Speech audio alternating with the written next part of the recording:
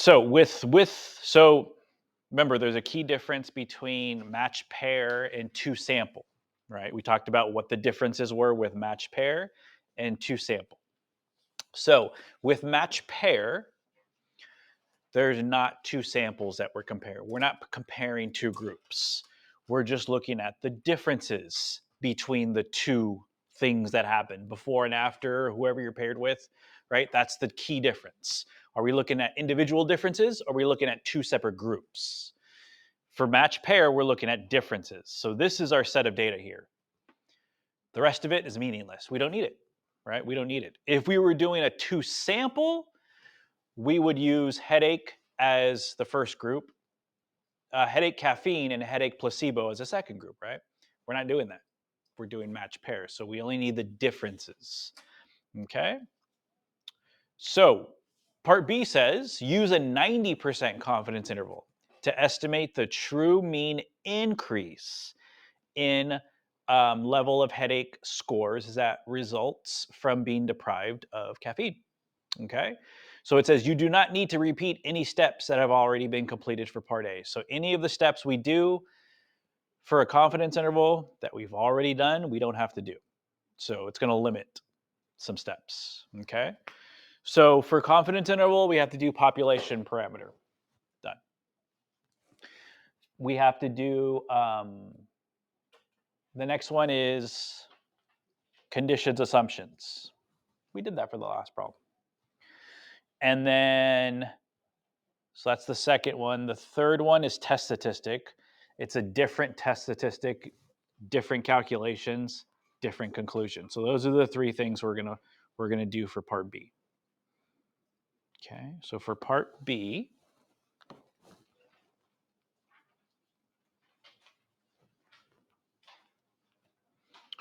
all we need to do is first test statistic. So for a match pair, confidence interval, we're going to use this guy.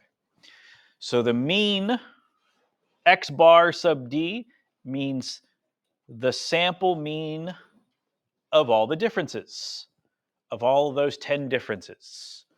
We need the average of that. Plus or minus T critical.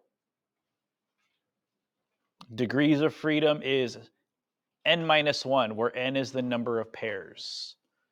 Okay? Then the standard deviation of all of those differences over the square root of how many differences you have. Is it T times the degrees of freedom? No, that's just T critical. Oh. It is times. This is multiplication here. This times this. But that's not what it's for, yeah. But it is multiplication. Okay? All right, so let's write it down. So X bar, the differences. So the sample differences, the average of the differences. Okay. T critical. This, oops, not the whole thing. The standard deviation for the differences over the square root of n for the differences. Okay.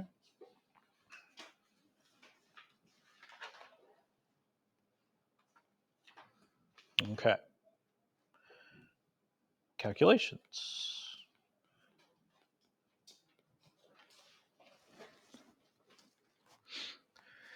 So the average for all the differences, was negative 1.4. Negative 1.4. I have all my differences in L1. All of the differences there. Calculate 1 var stats. They're all, wait, there we go. Okay, standard deviation, 1.34, 3.5, 1.35. Okay, that's for all the differences. 1.35, let me change this. 1.35. 3, 5. Okay. Okay. So negative 1.4 plus or minus T critical. Well, this one has, it's going to have 9 degrees of freedom because there was 10 groups or pairs, right? So there's 10 differences, and minus 1 is 9. So we go to our tables. 9 degrees of freedom. So 9 degrees of freedom is right here. This is a 90% confidence interval. So we're going to go down to the bottom, find 90%, and then we're going to go up and see where they cross.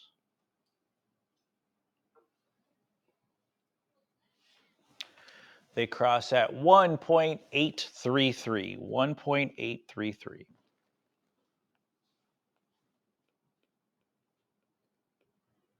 Times. The standard deviation was 1.350.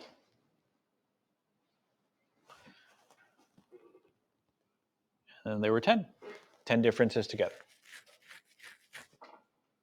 Okay, so you can calculate that separately, or you can do a test. So if we go to the test, this is not two sample. So for these guys, you're either going to use number 1 or number 2. A T test or a T interval, right? So number 2 is the one we did yesterday. For this guy, we're going to do a T interval, number 8.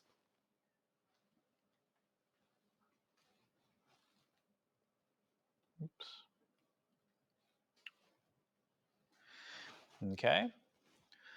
If you have all the numbers in L1, you can use data. If you don't, you can plug in all of that stuff. But I have the numbers in there. I just have to change the confidence interval to a 90%. Calculate. And so it's going to be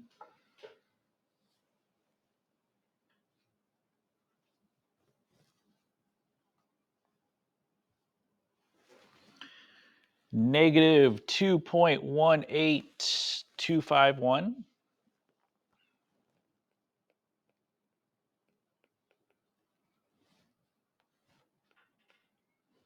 to negative 0.61749.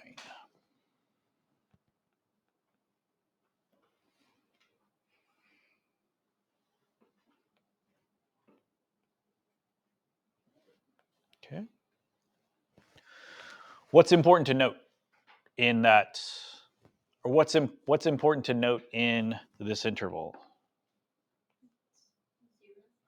0. Yeah, what about 0? You're right. Is it inside the interval? Yeah, it's actually not going to be inside the interval because they're both negative. Yeah. If one was negative and one was positive, 0 would be in there. So 0 is not in there. So when we say there is no difference? So remember, if it's not in the interval, then we have significant evidence. So we could reject. That's a way of rejecting. Yeah. If 0 was in there, we would fail to reject because it's possible there is no difference. But because 0 is not in here,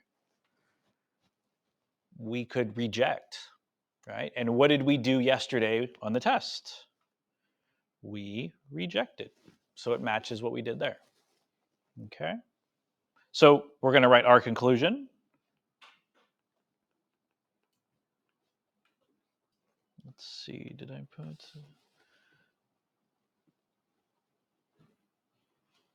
No. So we are 90% confident that the true mean difference in headache levels, caffeine minus placebo. I should put that down.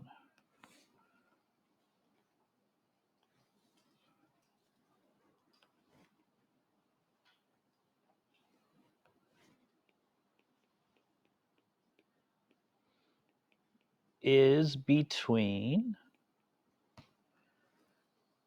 negative 2.18251 and negative 0.6174. Oops, no.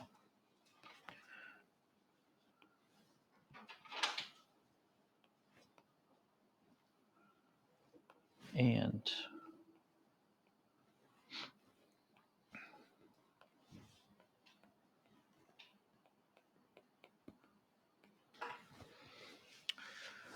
because 0 is not in the interval,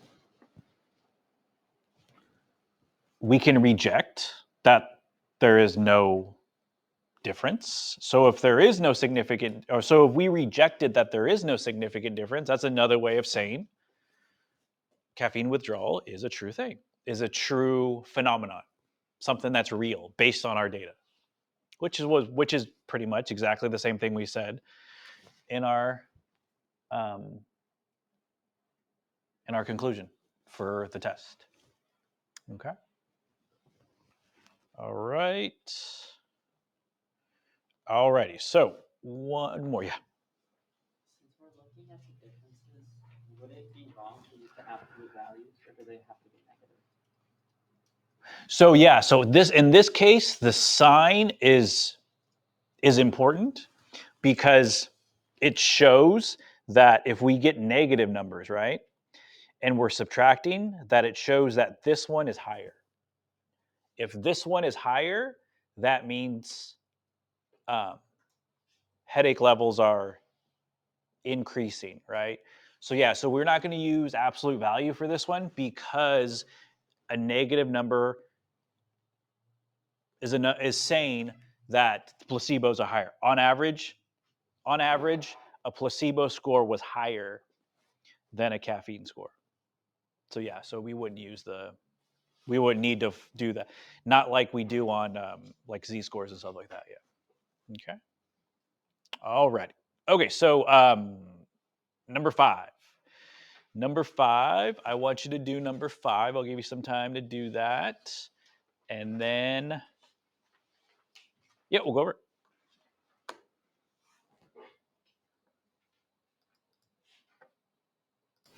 Okay. All right. So if you're still working, keep working. But so test prep course before and after. So from a large number of students that are signed up to take one of the company's prep courses, 10 students are randomly selected for this new course. All of these students have already taken the exam once, so they took it before. And then they take the class or the course, and then they take the same test again, before or after scores. So all we care about is the differences. All we care about is the differences, the individual differences. We don't care. There was only one group, first of all, the students, the 10 students. There's only one group. So that's why it's a before match pair, before and after.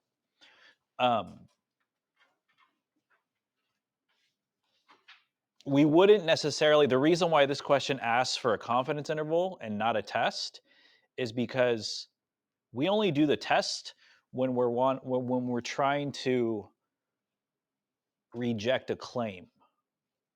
And the claim would be that the class is the class effective. Well, look at all those scores. Those are all positive scores, right? So there's no question as to whether the prep class helped, right? So it's pointless to do a test. That's why the question doesn't ask us tests. It asks us to do a confidence interval. Why a confidence interval? Well, a confidence interval will tell us on average how much higher will a student score on the test, right? So then this company can make brochures, can make advertisements that say, on average, you will score however many points higher, right? That's what the confidence interval will tell us. That's what the company knows based on their data that it works. Their course works when every student in the sample got better scores than the previous time. So obviously it works, but on average, how much higher is you're going to go, right? If you're taking the SAT, if you're taking any type of test like this, there's always prep courses that say on average your score will go up by 100 points, 200 points, 300 points, 500 points, whatever it is, right? How do they know those numbers? They do a confidence interval. Okay? They do a confidence interval. So that's why it's a confidence interval and not a test this time. Okay? So the population parameter, the true mean difference after minus before in scores on the graduate school entrance exam on this one. Okay? Okay, conditions, SRS. Well, it says they randomly selected 10 students. So, stated, this one is stated. 10% condition, n is less than or equal to 10% of big N. So 10 is less than or equal to 10 students randomly selected for this course. Well, it's a graduate school course, so only prospective graduate students are going to take this, right? So those students were from that group. So you would say all graduate student perspectives.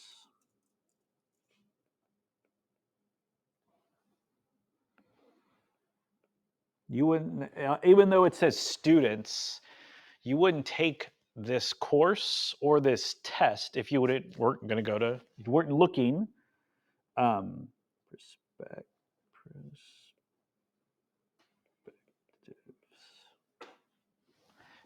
Unless you were looking to go to graduate school.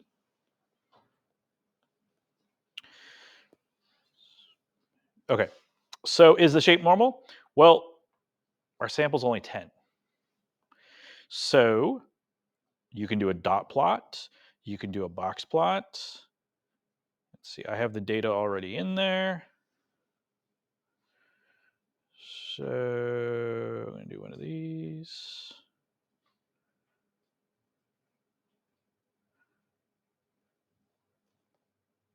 There we go. Zoom, stat. Oops, y equals, let me erase this stuff. And let me do that again, zoom, stat. None of these windows here are really, really thin. We're looking for thin windows or long windows. And I mean, the whiskers here are kind of long, but nothing crazy. So is there some skewness? Probably. But is it crazy or is there any outliers? No. So we're going to draw that picture.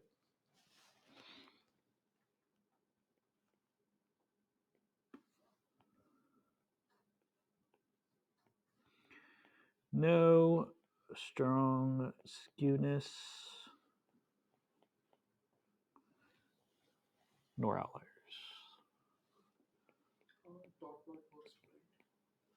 What's that? Dot plot works, yeah.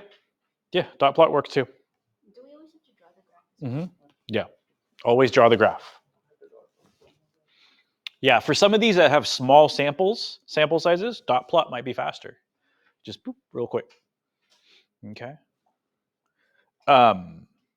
Test statistic. There it is there. So the average student in our sample went up by 11.4 points. By 11.4 points.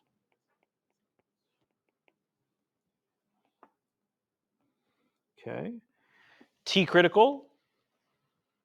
Well, it's a 95% confidence interval, and it's 10 in the sample.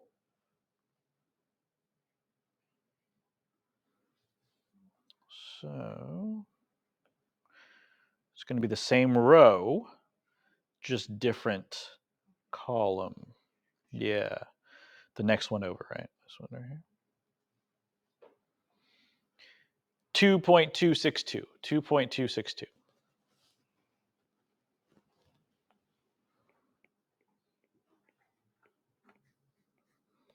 Standard deviation was 3.169. Square root 10. Okay.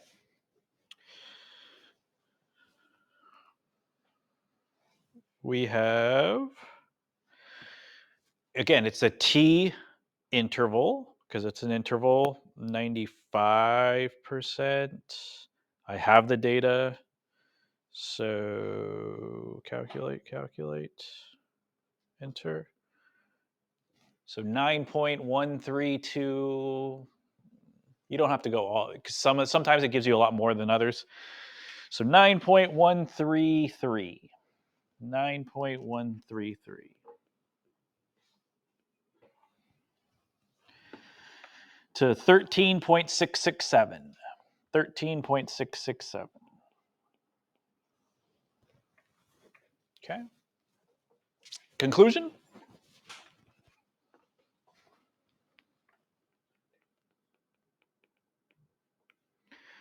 We are 95% confident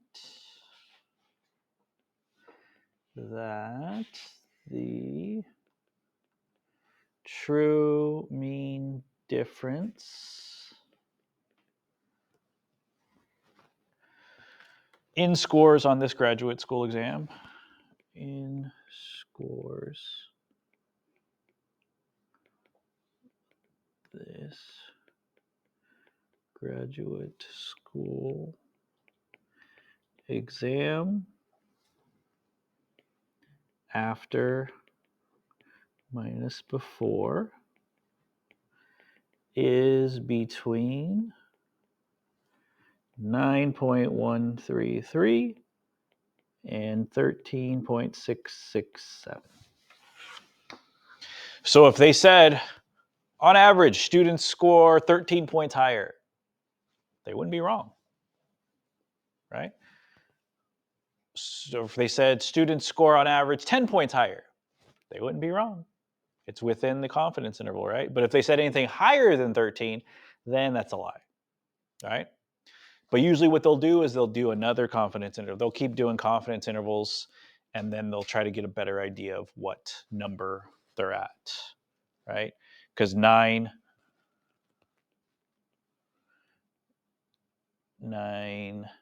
to 14 or 9 to 13. And then they'll do another one to get a better idea if it's like that. Then they'll do as many as they can to pinpoint exactly how much students are getting better. Okay. All right.